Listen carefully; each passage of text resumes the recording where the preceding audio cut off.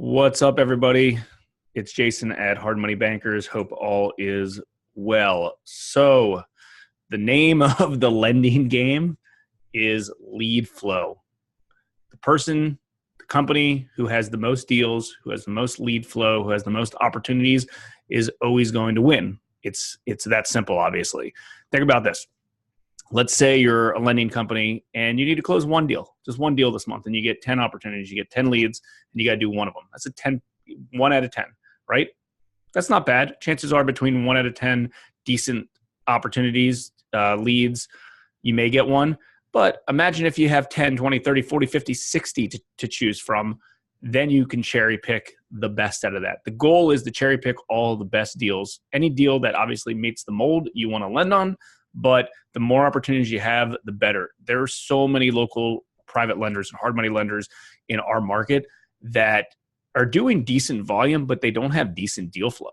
And they don't have that many leads. So they're doing deals, quite frankly, that we probably wouldn't be lending on because our deal flow is better, because we spend a lot of time and effort into marketing to make sure we have deals. A good deal always is the most important thing. And it's also the easiest way to raise capital from the best investors. You need opportunities, you need deals, you need leads. So that being said, I want to go over our vetting process to screen the leads that we get quickly. It's important. I've done lots of videos on marketing to bring leads in the door. It's stuff that we do in our 2-day intensive here at our office with our private consulting clients, I should say. We spend a lot of time on that. So many people think that, oh, I got lots of people that need money. I know all these flippers. And you know what? You may, but that necessarily doesn't mean that the deals that they're going to present to you or the deals that they're able to do fit what your mold is. So you got to figure out what your mold is. We go through all that. That's pretty easy. You want, obviously, good deals. And then you just have to go out and be a marketing machine. And we, I've done a lot of videos on that. And we spend a lot of time on marketing. We get about 1,000 leads in every month, just so you know. We get about 1,000 leads. We close about 25 of them, and most of them are already repeat borrowers anyways. So we only have one sales guy. I obviously do some sales and origination on some of our repeat borrowers, but we have one sales guy in our office named Tony, and his job, and when I have to manage him, it's about efficiency and to make sure he's getting in touch with those 20 people every day, 20, 30 people every day, give or take, and get through it. The vetting process to get through these deals. Because if not, you're going to drive yourself crazy and you're going to be overwhelmed in the weeds. You have 2 minutes for a bad deal and about 5 to 10 minutes for a good deal to get through these things. So you need to move quick. So this is how our vetting process works. So someone can reach out to us via incoming phone call, incoming email, incoming web lead form, or some sort of social media platform. Now, we like when obviously people fill out lead web forms because we encourage that, obviously, because we have all their information in front of us. Or if somebody calls and he has a script of about 5 questions to ask very, very quickly. So there's nothing wrong with asking them how much cash they have up front, because if they have no money, you can't do a deal anyways, right? So there's no point in even asking them the other stuff. So the script goes something like this. Let's just pretend, I'm the one taking the call. Hey, this is Jason at Hard Money Bankers. How can I help you? I'm looking to flip this house. It's in Baltimore, and it's a good deal. No problem. So let me just ask you a few quick questions just to make sure it works. Obviously, I don't want to waste your time. What's your purchase price and your construction costs?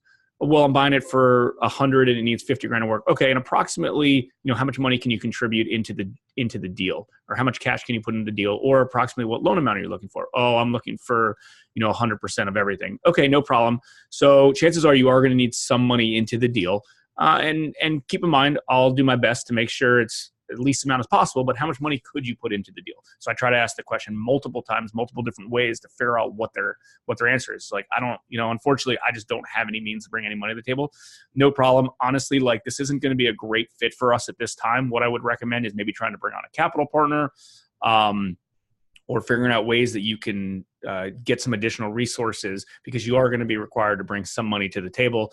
Let me ask you one of those questions. You don't happen to own any other rental properties or any other free and clear assets, do you?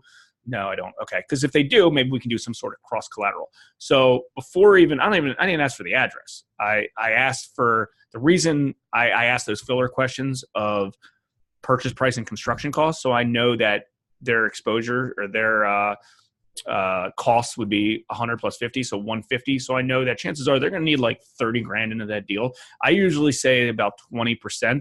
And even if they don't need the 20%, I like them to have at least 20% liquid, because they're going to need overage for construction costs. They're going to need down payment money. They're going to need to front load draws. They're going to need to make monthly payments. So they're going to need a decent amount of that. So I go through those quickly.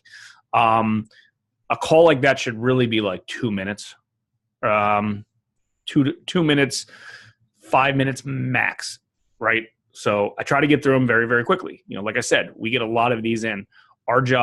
My job is to make it rain with leads. So Tony's job is to get through these things as quick as possible and figure out which ones have legs and which ones don't, as quick as possible. So the one other thing I do ask, if they call in, meaning I don't probably have their email address because they're calling in, they didn't fill out a web form. What I do is, one last question. Why don't we just do this?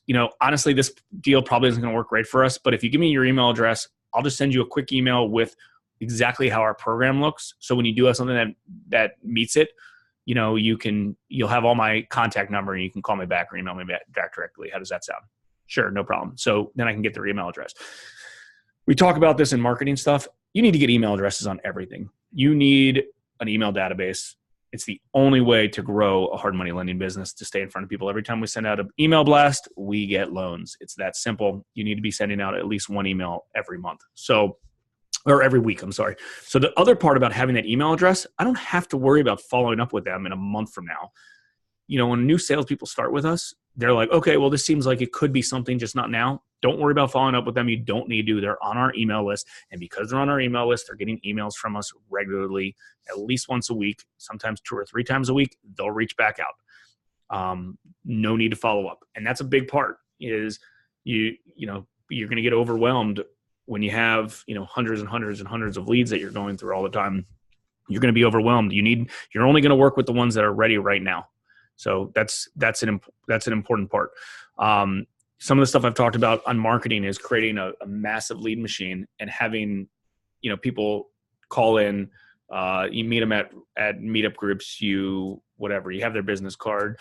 They fill out a web form, whatever it is, and getting their email addresses so you can email them on that weekly basis. And what happens is they'll reach out to you then. You have their information. You don't need to necessarily follow up with them and waste time on that. Let them reach out to you. Our sales positions at Hard Money Bankers are reactive jobs, not proactive jobs. We don't need them going out and generating business. And again, I'm not saying that's a bad thing. You obviously should be going out to generate business, but the job is to get the phone ringing, get people interested at that time, and going through it as quick as possible as the leads come in. You need to go through these things as quick as possible or it's never going to work. I promise you. You need to go through them quick. Obviously, you want to be detailed to see if the numbers work, but that's a real easy turn down, which is a typical, 90% of, not 90%, maybe 60% of the deals that call. So let's go through another one real quick where, they do have resources. So, hey, this is Jason at Hard Money Bankers. Hey, Jason, I got this property in Washington, D.C. I'm looking to flip. Sure, no problem. If you don't mind, let's just go through a few numbers real quick. You're buying it. What's your purchase price? I'm buying it for $300. Cool. What's your construction? $100. Okay. And approximately what loan amount are you looking for? Well, I'm looking for as much as possible, but I could put some money down if I need to. Okay. Just out of curiosity, how much money are you thinking? I don't know, maybe like 50 or 100 grand. Okay, cool. No problem. And what was the address again? And then I'll write down the address and potentially do some due diligence on that address at that time. I'll usually even put it into Google Maps to try to make myself look like an expert in that area, even if I'm not. And typically I know most of these areas really well. So I can give them some credibility content. But usually what I'll say is oh yeah, I know that area. That's over off First Street in Maine or something like that. I'd be like, yeah, over by the Dunkin' Donuts. Oh, cool. Yeah, I know that area pretty well. Okay. So what we do is we lend up to 65% based off the after repair value. So if we think the value is about 600, we'll give you a loan of 400. And I try to go through, you got to go through these things quick. You can't turn this into 3 phone calls and some emails. So I like to base everything off their numbers. So based on, a 600, let's just say they think it's worth 600. Based on a $600,000, let's back up one sec. Let's say it's a 350 purchase price, 100 construction, and a 600 resale. I'm just going to go off that. So based off $600,000 resale, we can do a loan of $400,000, and you're buying it at 350, and it needs 100. So that means your cost would be 450, and we can lend 400. So what would happen is you'd have to put 50 towards the purchase. You'd have to put $50,000 towards the purchase price. So we would lend 300 towards the acquisition, 100 towards the construction, for a total loan of 400. So you need 50,000 towards the purchase price plus closing costs. So you would need, closing costs ends up being like 8 or 10% with points, transfer recordation tax, title insurance, things like that. So you would need, probably like, let's see, so 50, so probably like $100,000 on this deal. Does that seem like that could work for you? Well, I was hoping to put up a little less. Okay, no problem. And maybe we can do it that way, but I will tell you that based on your numbers, like we're probably going to be in around 100. Like if you think that'll work, what I'll do is I'll go with my underwriter. If you're the underwriter, I'm the underwriter in this particular case. What I'll do is I'll just do a little bit more due diligence on that property, give you a firm number of how much we're willing to lend on, and I'll call you back shortly with the exact numbers. But chances are you're probably going to need 100. And if you think you can make that work, then I'm happy to go to the next level and do it. Yeah, I think I can make that work. Okay, no problem. Oh, by the way, and how's your credit, just out of curiosity? Why does credit matter? Well, it does tell a story a little bit, and we can be the most aggressive with good credit scores. If the credit's not that great, it's no problem. We can still do it, but we might lower our exposure a little bit. Yeah, it's good. Okay, well, what's good? Like 700? Yeah, it's like 700. Okay, cool. Well, why don't I do this? Let me take a look, and I'll call you back. So then what I'll do is typically like half hour later, I'll give them a call back and say, hey, I looked at the deal. We're able to do 400 like we discussed over the phone. You'll need 100 grand cash to close. Our terms are 13% and 3 points. So this is what the numbers look like. If you're cool with all that, let's proceed. What I'll do is we collect a $400 valuation fee. And what that does is it gets our in-house inspector into the property just to confirm your values and confirm your scope of work. Does that seem like something you want to do? Yep, cool. I'll take the $400 credit card. And then I'll give them their estimated use of funds and their LOI. We have a built-in system in-house that just spits that out. So I can do it while I'm talking to them and PDF it right to them to make it super simple. And that's it. So the goal of all this is for the whole vetting process is move quickly. The name of the game is number 1, lead flow. Number 2, vetting these things as quick as possible and moving on to the next one. Moving on to the next one. Move. So cool. Hope you found this helpful. If you're not implementing this in your business already, you should start implementing this. Spend your time on getting these deals in the door. And when they come in, obviously you want to give good customer service.